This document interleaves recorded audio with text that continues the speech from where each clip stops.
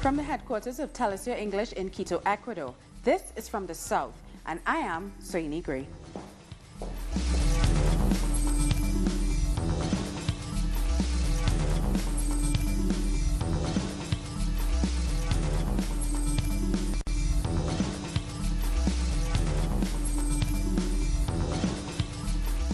We start in Brazil, where Lula da Silva has launched his pre-candidacy for the presidential election at an event in the city of Belo Horizonte. More from this report from Ignacio Limas. Despite a 12-year prison conviction, which could prevent his candidacy, former President Lula da Silva has not hesitated when it comes to his pushing for his return to the presidency through Brazil's Workers' Party. Character is not sold in the supermarket. It is not sold where one shops. Character is learned in our homes with the education of our parents. That's why I want to say I am a candidate. I have courage.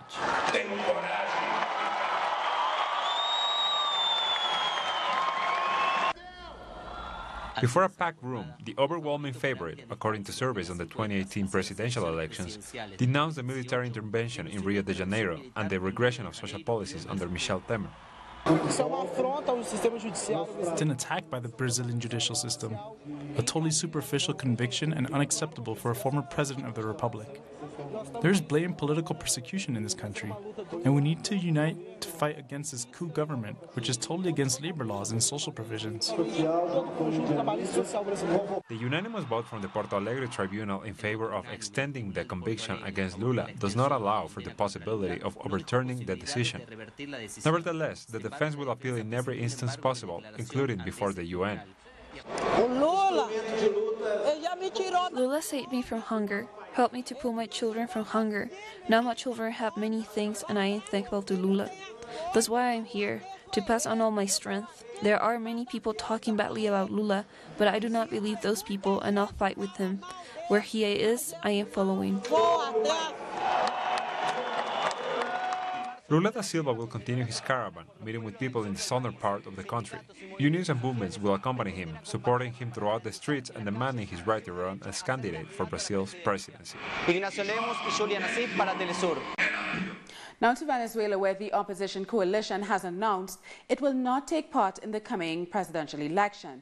It says the April 22nd vote is unfair and the process lacks the proper conditions needed to guarantee transparent results. We won't participate like this, and we say with all responsibility that our struggle is to achieve conditions to participate in an electoral process.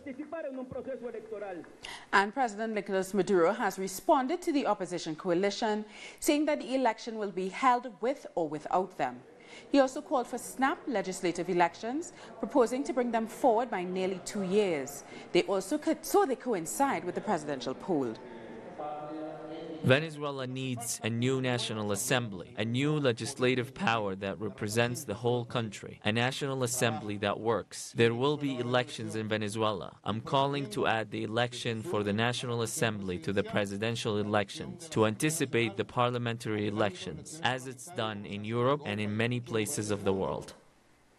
And Venezuela is set to launch a second cryptocurrency, the Petro gold, backed by the country's gold reserves.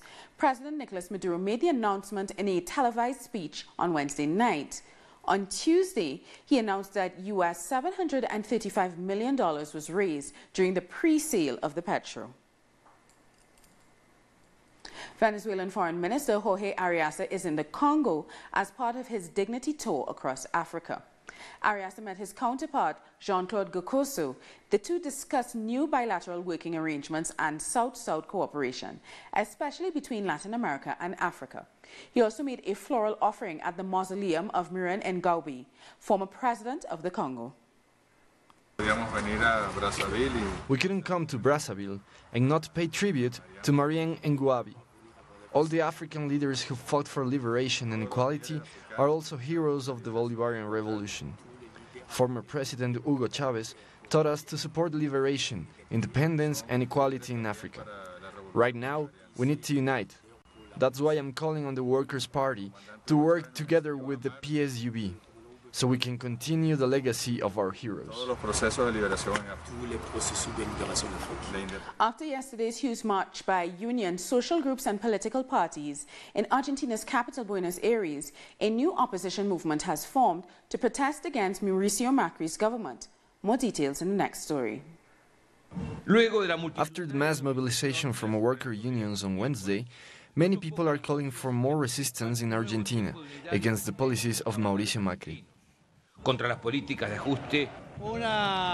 This massive demonstration left a clear message. The people opposed these policies and punishments against workers.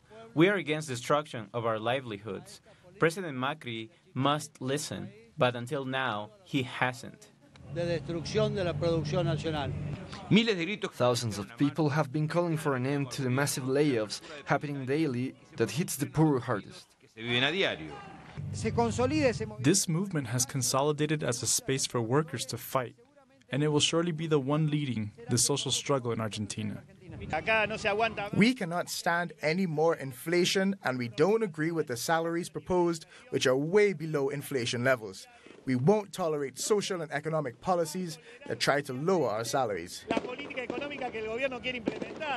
The crowd was formed by social movements calling for an emergency food law to help thousands of people who struggle to put at least one meal on their table every day. A miles de personas que no tienen un plato de alimentos para poder comer. We have shown the strength of resistance against the neoliberal economic model in spite of the government's and media attempts to divide us, not only in Argentina but in the whole region.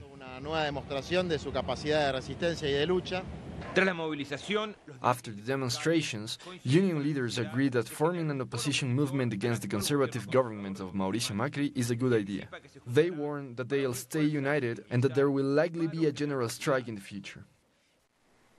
Colombia's National Liberation Army has accused the government of abandoning peace talks without any real motives. Its chief negotiator, Pablo Beltran, posted a Twitter video claiming the government withdrew from the talks in December without rationale. First of all, the government didn't appear on February 9th here in Quito, and then argued that we failed to reach an agreement, something that is false. Plus, the verification mechanism for the ceasefire that we defined was not used. From November to mid-December, we made efforts to repair that, but it was not possible. Beltran said the ELN is still committed to regaining peace. He says his team is ready to restart talks and is waiting for the government to comply. The government said that the ELN needs to make unilateral efforts to lower the intensity of the conflict. The ELN and the delegation here in Quito is committed to this process. We are waiting to start talks, and we are willing to make all efforts to continue with the dialogue. Time now for a short break. Join us again after this look at what our multimedia colleagues are reporting.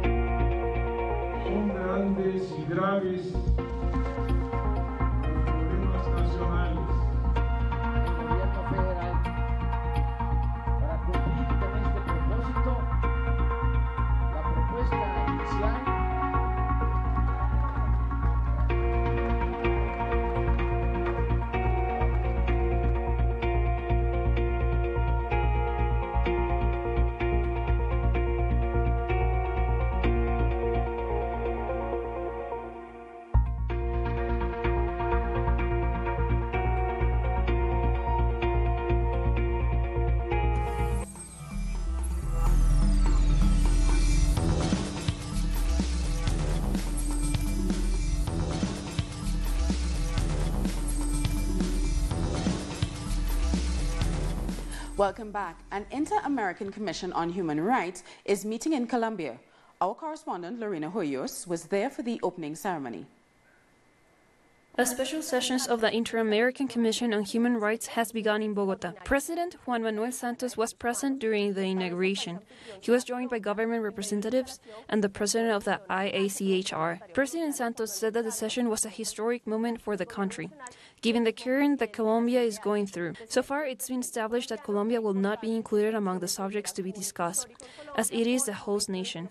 Issues on the agenda come from countries such as Cuba, Guatemala, Ecuador, Venezuela, and Peru. Some of these discussions will deal with human rights, former President Fujimori's pardon, the 25th anniversary of the Truth Commission in El Salvador, and the cultural rights of indigenous women in Guatemala. The special sessions will run until March 2nd. In Mexico, a ferry explosion has injured at least 25 people. The incident occurred in the tourist district of Playa del Carmen, not far from Cancun. The explosion happened as passengers were about to leave the docked ferry. The injured were brought to the hospital with no life-threatening wounds. The blast was apparently caused by mechanical failure. The ferry, which has capacity for 400 people, was transporting 104 passengers at the time of the accident. Chile is ranked as the top country in South America in combating corruption and 26th in the world. Transparency International, a global NGO dedicated to fighting corruption in government, released its annual corruption index for 2017, ranking countries in the world from the least corrupt to the most. In 2016, Chile passed a law on public probity that prevents conflicts of interest in the public sector. Transparency International factored several high-profile corruption cases like the Odebrecht scandal in their rankings. Brazil, Peru, and Panama tied for 96th, while Ecuador ranked 117th. Venezuela was ranked 169th. New Zealand topped the list, while Somalia scored the lowest. Over to Peru now. The campaign for the death penalty for sexual predators of minors has polarized public opinion. While the call for the death sentence is growing, human rights defenders say these crimes can be curbed with changes in education. There's shock in Peru after 2 girls were raped and killed within the same week. The crime has spurred right-wing politicians to push for the death penalty for sexual abusers of minors, but they are facing opposition. There has to be a death penalty, at least for rapists. Jails are overcrowded. These people should not be put in a jail that we are paying for with our taxes. They should be brought to hospitals where they could also receive psychiatric treatments. Reports show about 20 women in the country are sexually abused every day. More than 3/4 of them are underage. Feminist organizations are calling for change, but they don't believe in the death penalty as a solution. I am against the death penalty. I ask how effective this solution can be. We have police, judges, and laws, but the real problem is that we are not following them.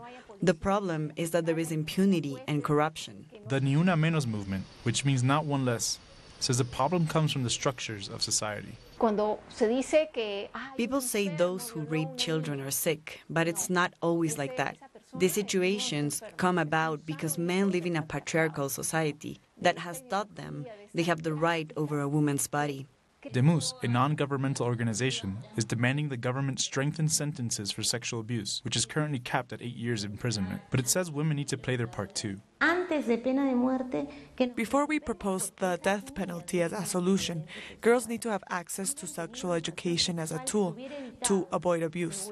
They also need to know they need to denounce a rape attempt and that they can involve their parents in their sexual education. Feminist groups have also rejected powerful conservative groups, who they say are partially responsible for gender violence because of their high-flying notions of power and authority. In Colombia, security has tightened in Bogota after mobs broke windows and stole food from 16 supermarkets. The government says the stores are fronts, hiding assets of former FARC rebels. Earlier this week, the government said that it would confiscate $200 million in property that the FARC did not declare when it signed the peace accord in 2016. FARC was a rebel group which accumulated wealth from organized crime. It is now a reformed political party which has promised to hand over all of its assets to compensate victims. In Brazil, officials have put the city of Rio de Janeiro on alert as 5 communities have been strongly affected by flooding. The floods have caused electricity blackouts and several trees to fall, but injuries have not been reported. The meteorological services predict moderate rains throughout the west and southern areas of the country. The areas most affected by the rains are Copacabana and Botafogo. The government of Dominica has organized a seminar to find ways to become the world's first climate-resilient country. That's after Hurricane Maria caused more than $900 million in damage last year. Prime Minister Roosevelt Skerrit said that climate change is a real threat and the government will launch projects to counter it. But he has also asked for cooperation from citizens. Climate change is real. We're living that reality in the Caribbean. Adapting to that new reality is not an and, if, or maybe. It is a necessity. It is a must. As Puerto Rico tries to recover from Maria, U.S. officials are saying it is time for the island to rebuild its power system from scratch. The New York Fed president, whose district oversees Puerto Rico, said that now is the perfect opportunity to rebuild a resilient power generation and distribution network. But he gave no word on who would fund the project. Maria left 3.5 million people without electricity. An oil spill in Peru's Amazon region is threatening the lives of indigenous communities in the Aucha territory. Thousands of barrels of oil have spilled into the Macrusade River, contaminating the main source of water for the community. They're asking the government to declare a state of emergency. They're also demanding the company responsible provide food and water. The spill occurred when a pipeline nearby ruptured over the weekend. It's been more than a week since the revelry of Carnival wrapped up, but the issues raised during the annual festival continue to stir controversy. In Trinidad, lawmakers and others are debating about the issue of consent. Carnival has been described as a euphoric experience. The freedom displayed with dancing and fancy costumes can read as exotic or sexy to foreign eyes, but is considered the norm in Trinidad. But perhaps that is changing because this year, local police reminded masqueraders and partiers that whining without consent can get you in trouble. Whining is a dance. The choreographer, Sonia Dumas, describes it as either a rotation, a gyration, or an oscillation of the pelvic region, usually done in rhythmic style to music in a festive or recreational environment. The carnival-themed conversation about consent was perfectly encapsulated by Mandisa Grandison, who has this to say about the challenges facing women who want to whine either with or without company at her choosing. These men propose to tell me that if, as a woman or any woman who also knew on Carnival, if she ever come out to whine with man, she is to stay home. Now, problematic at best, right? I was like, and I tried all kinds of logic, all kinds of reasoning, and these dudes were like, no, it's Carnival, that the culture had to come out and what man wants to ting, and I was like, so you're saying that it's Carnival, and therefore my bottom for those 2 days becomes, what, public property for public consumption? In recent years, Trinidad's Carnival has become the launching pad for a very Caribbean discussion of sexuality and gender relations. The answers have not been easy to come by, and the conversation is continuing. And as you heard in the previous package, the costumes and dance of the Caribbean Carnival can seem sexually suggested. This year, Trinidad police have advised that people need to ask before dancing with others, even during the carnival. So we asked soca artist Faye Lyons if the concern was warranted. I know we have a lot of people saying, it's Carnival, it's the festivities, it's the norm, but we have to be mindful that not every woman that steps out in the street is going to enjoy the carnival or wants to participate in the carnival like every other woman. So some women might be fine with random men dancing on them and continuing with the norm, but you'll find that there are women that are naturally coming out to just enjoy the sights, watch the masqueraders, and have a good time without having to be bothered by men grouping on them and touching. We'll take another short break, so join us again after this look at what our multimedia colleagues are reporting.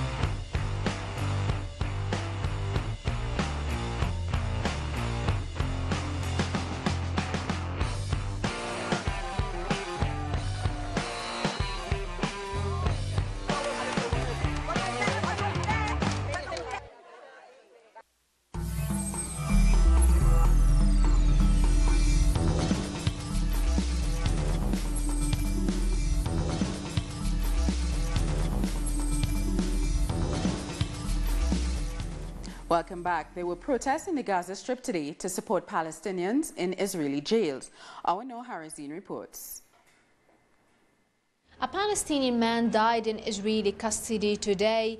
His family blamed the Israeli forces that he died after they beated him in the Israeli prison.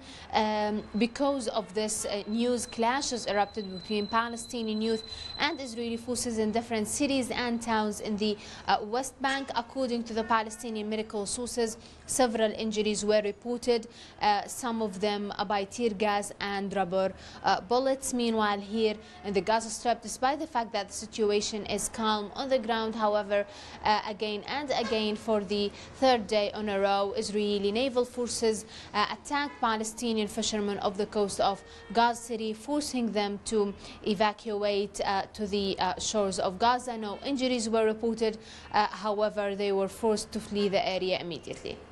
Thanks, Noor, for that report. Now let's have a look at some other stories making headlines around the world.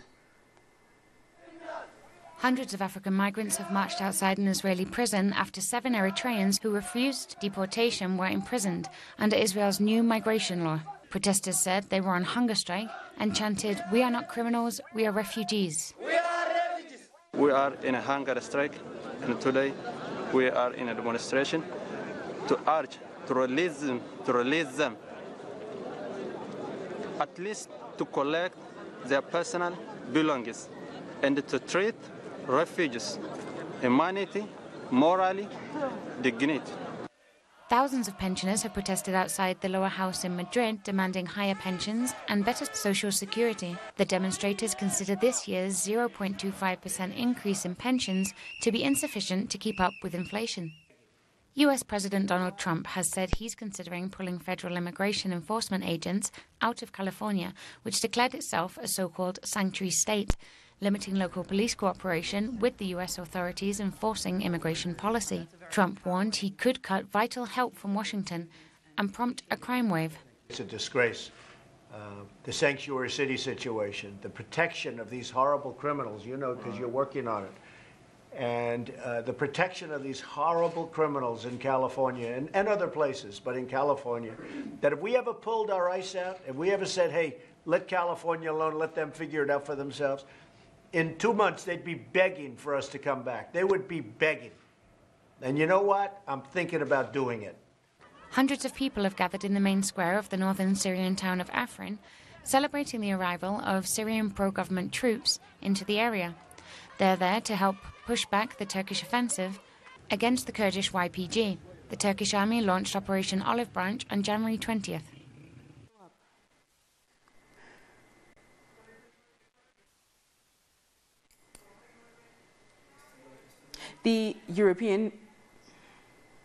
In Spain, the Supreme Court has sentenced 47.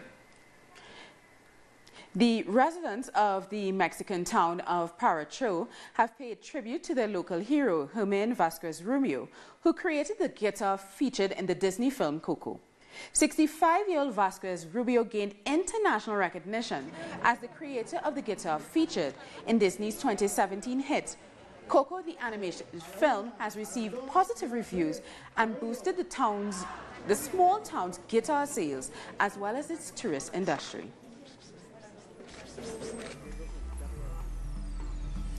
And that brings a musical end to this news brief. For these and many other stories, you can find them on our website at lsutv.net/English. And join us on social media, Facebook, Twitter, and Instagram for Tell Us Your English. I'm Soini Gray. Thank you so much for watching.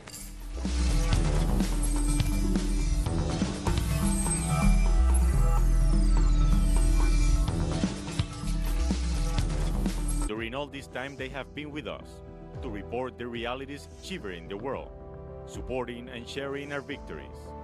Due to their work, we are currently in more places.